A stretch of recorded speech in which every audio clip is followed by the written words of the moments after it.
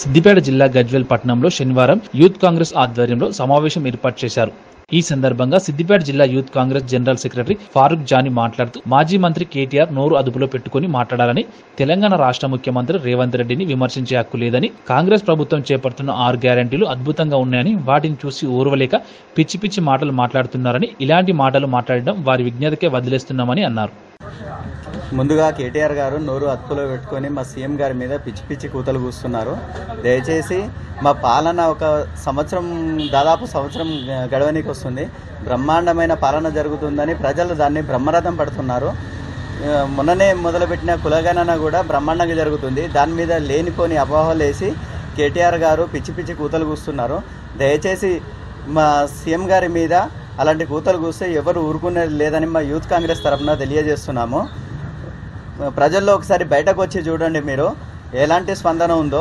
మీరు ఏది చూడకుండా మీరు కళ్ళు మూసుకొని లోపల ఫామ్ హౌస్లలో కూర్చొని ఆ పిచ్చి పిచ్చి కూతలు కూయడం మానేసుకుంటే బాగుంటుంది. లేకుంటే ప్రజలే మీకు తగిన బుద్ధి చెప్తారు.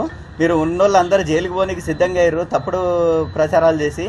అలాంటివి మానుకొని సైలెంట్గా కూర్చోవడం మీకు మీ వ్యక్తిత్వానికి చాలా మంచిదని తెలియజేస్తుంది. కాంగ్రెస్ పెట్టిన ప్రతి పథకాలు బ్రహ్మాండంగా కొనసాగుతున్నాయి. ఉచిత బస్సు సౌకర్యం కానీ, పెన్షన్లు కూడా యథావిధిగా కొనసాగుతున్నాయి. అలాగే ఇప్పుడు రైతు రుణమాఫీ, ఇవన్నీ బ్రహ్మాండంగా జరుగుతున్నాయి. అవి మీరు ఓర్వలేక, మీ ప్రభుత్వంలో చేపట్టలేక మీరు కావాలని నిందలు వేసి ప్రభుత్వాన్ని తప్పుగా మాట్లాడుతున్నారు.